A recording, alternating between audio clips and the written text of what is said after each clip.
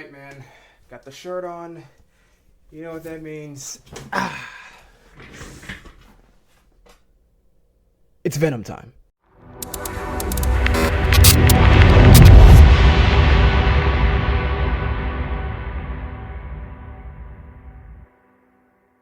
What's going on, y'all? Your boy Darius here, back after the video, and this time I'm here for my review of Venom: The Last Dance. Yeah, Venom: The Last Dance, the last movie in the Venom trilogy. It's kind of wild that we got an entire Venom trilogy already with no Spider-Man. It's a feat, actually. It's a feat. I will give Sony, a little hand clap there. It's a feat that they actually managed to get 3 movies for Venom without Spider-Man. I was gonna say in it at all, but technically he's in Let There Be Carnage via the post-credits scene. But the whole Tom Holland multiverse, whatever. All right, yeah, we're here with the last Venom movie, as they will tell you. Right, Tom Hardy said this is the last one he was contracted for. It's over for him at this point. How true is he being there? We'll see. We'll see in a few years' time. I'm going to review this movie in 2 halves. I'm going to have a spoiler-free section. I'm going to have a spoiler section. I'll let you know when that happens, and then I'll also put down some, the chapter break, so in case you want to stay spoiler-free, or if you just want to jump right into spoilers. Now, let me address the elephant in the room when it comes to this movie. When it had its review, it had a lot of people, or when it had its premiere, a lot of guys on social media, or a lot of people on social media who got to see it, the influencers and whatnot that got to see it, the critics, saw plenty of people saying this is the best Venom movie. This is the best one. I saw people saying, oh, it's emotional. It's the best one. It's just bad shit, insane, crazy fun. And I have to say, some of that is true. But what is absolutely not true, at least to me, in my opinion, this is not the best Venom movie. The best Venom movie to this day stands the first original Venom movie. Like, that's not even a great movie. It's a good movie. It's a movie I enjoy. It's not great. It's not like a top 5, top 10, top 20, even a top 30 comic book movie in existence. And there's been a lot of comic book movies. It's not even top 30, that first Venom movie. But it is really enjoyable, really fun. But once you get to Let There Be Carnage, it goes down. Once you get to this movie, The Last Dance, it goes up, because this is better than Let There Be Carnage. It is not by... It's better than Let There Be Carnage by a considerable amount, but it still doesn't reach the first Venom movie for me. I think the first Venom movie, all around in every aspect, is much more fun. Is much better in general. And what I have to say about this film, how can I tell you the plot of this, right? If there even is a plot, without getting into spoilers just yet. We rejoin Eddie and Venom, as they are living their life out there in the world, and the symbiote monsters start showing up because they were sent by Null. Right, they're sent by Null, the symbiote god, the King in Black. Right, Null, big time character in the Marvel comics who only just appeared, like, I want to say, within the last 5 years. Big Marvel character who I absolutely hate and cannot stand. That's just my personal take. I never wanted the symbiotes to have this whole big, the symbiotes, they have this god, and they have all this. They went too much for me. For my taste, they overcomplicated the symbiotes, but that's just me. And this movie is basically Venom and Eddie trying to, keep each other alive, keep each other safe, keep the people they care about safe, the world safe from these symbiotes that are these symbiote monster crab things that are coming in. And we get into a average ride. I was gonna say wild ride. It's not even a wild ride. It's an average ride. The first 2 acts of this movie, I thought, were just coasting. Things were just happening. I was just yeah. Nothing got a big laugh out of me. Nothing got a big reaction out of me. Eddie and Venom's chemistry with each other, which is just Tom Hardy with Tom Hardy. It's great, right? I don't think it's at its best. Honestly, I think the best version of their chemistry might still be the first movie. I don't know.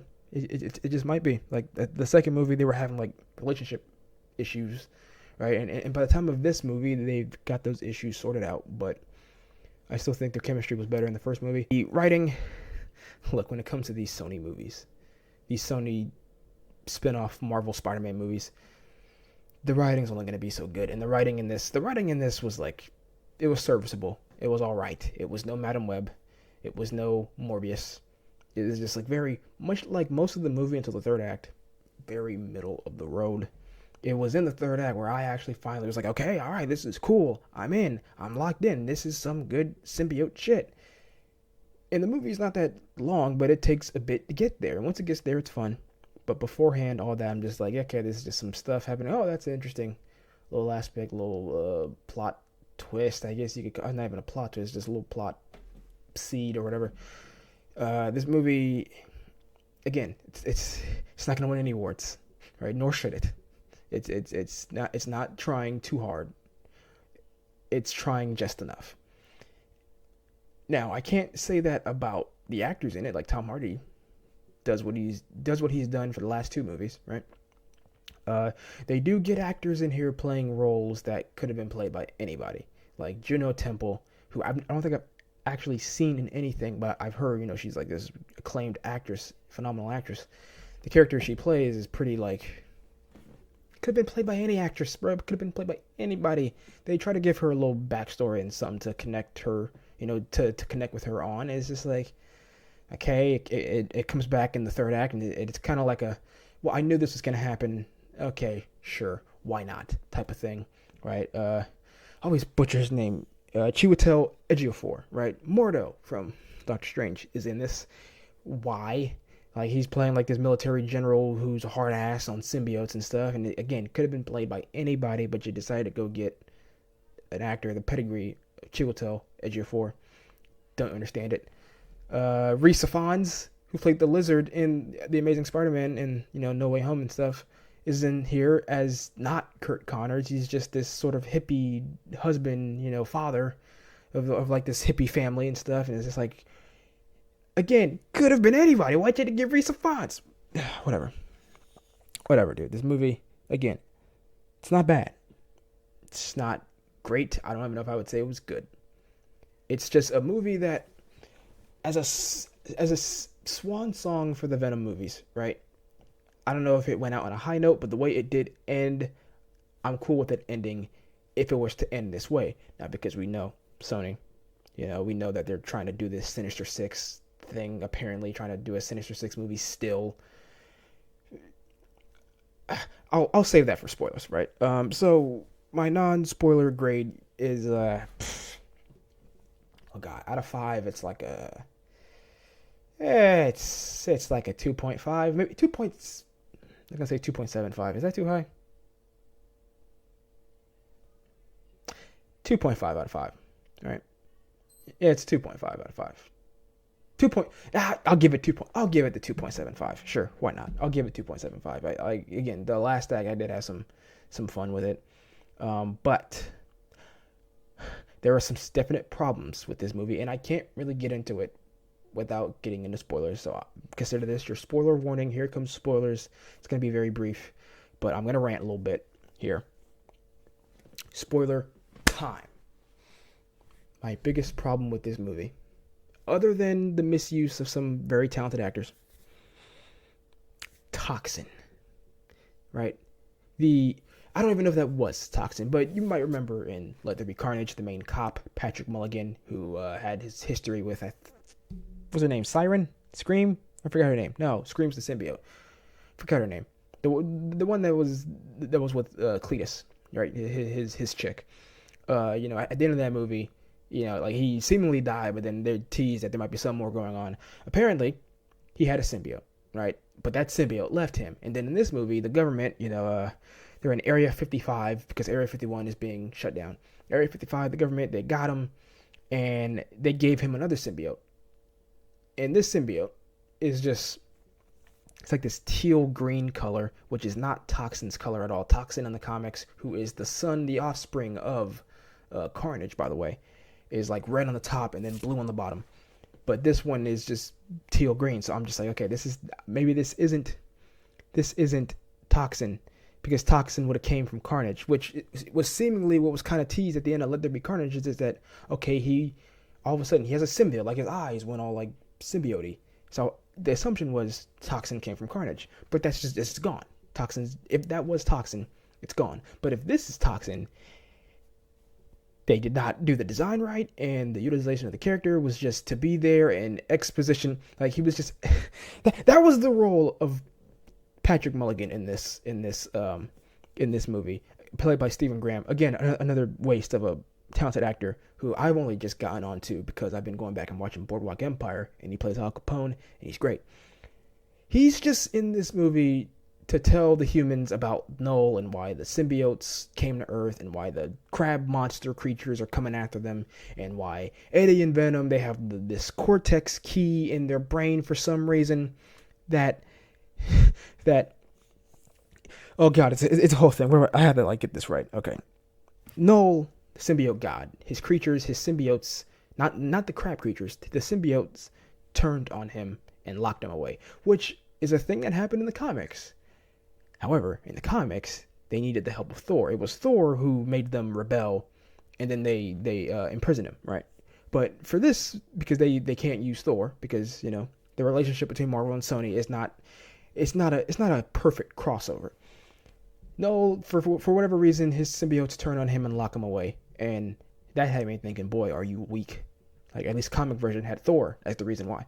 But the symbiotes, they locked him away, and then they fled. They fled. One of the symbiotes that had this, apparently had this key that would be the way to free Null, was Venom. For what reason, I do not know. Especially when in the first movie, Riot and Venom both established that Venom was just this random symbiote on Clintar who was a loser and he sucked. So why does he have this cortex, this powerful thing that is going to unleash Null? I have no idea. None. But every time Venom assumes his Venom form, the cortex gives off the signal so that the monsters can come and get him. They can't see anything really until Venom transforms, and then they can see the cortex, and they're just like, there he is. It's a reoccurring thing in this movie where it's just like, anytime he goes up into Venom, all of a sudden, they're there. They can see him. But Patrick Mulligan, Toxin, whatever he is, only exists in this movie to tell the humans about that.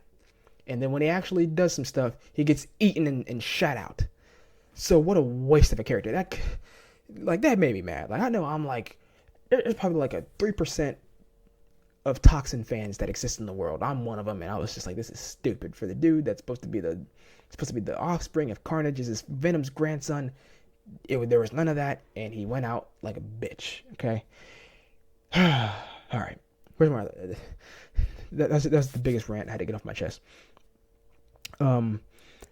Everything else is just kind of like whatever. You know, the third act is a huge Venom symbiote fight.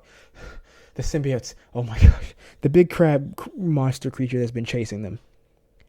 Venom and an army of symbiotes couldn't really take down one. They all kept dying. They kept getting their ass kicked by one. Then a whole bunch showed up, and then they just lose. And eventually, Venom sacrifices himself because, for whatever reason, if either the host or the symbiote died, then the cortex is destroyed, and this Null is still trapped. So Venom sacrifices himself to save Eddie. So Eddie stays alive. Venom dies. You know, they destroy him the same way that they were destroying Area 51 with a bunch of acid stuff, and it's a whole thing. It's a whole thing. But my biggest issue is that they couldn't handle these crab creatures. If the crab creatures, who for whatever reason they're still loyal to Null, if even one of them rebelled and went against Null's cooked, from what this movie told me. Because these things are overpowered, bro. These things are OP. Spider-Man could not last against one of these things. These things were overpowered. They wouldn't die. They would just keep coming back together. It was nuts. And for some reason, they can emit sonic waves. The stuff that symbiotes are weak to, they just can emit it. Why are they so OP? I do not know. But like I said, the movie ends with Venom sacrificing himself, and that's it. Venom's dead. Eddie moves to New York to start a new life, gets like a pardon or whatever, because he was on the run because they framed him for they believed that he was behind Mulligan's death at the end of the first movie who actually didn't die. It was the government that got him, and it's a whole thing. They also kind of retcon the ending of No Way Home where Venom gets taken back to the universe, because they like redo the scene, and the way that he gets teleported back is completely different. They don't show that the symbiote got left behind, so it's a question of, did it get left behind, or did Sony say, yeah, you know what, we don't like that being left behind there, so we're gonna retcon that. I have no idea, but they changed that. And at the end of the movie, in the post-credit scene, they show that, because they had sort of set up earlier that cockroaches can survive anything, right? They'll survive nuclear explosions and all that stuff. They show a cockroach surviving after the explosion of Area 51. And I didn't notice it, and I saw something was weird with it. I was just like, what's wrong with it? Why does it look like that? But it wasn't until I was talking to some friends afterwards, and they were just like, yeah, Venom was on the symbiote. It was a symbiote cockroach. So Venom's still alive. Venom's not dead. We're going to continue this somehow in some movie. Maybe Sinister Six. Maybe he'll show up in Spider-Man 4. I don't know. And I don't think I care. She's number one. I don't care about the character of Noel anyway. I don't like Noel. Not a fan of him. And number two, I thought that was a fitting way to end everything. To end the Venom universe, man. So in my personal headcanon, Venom's dead. Venom's dead. Done.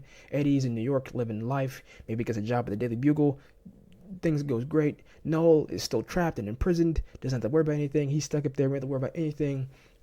This is where I think I end the Sonyverse. This is where I'm done. I don't even know if I'll go see Craven, because to me, the Sonyverse is done after this.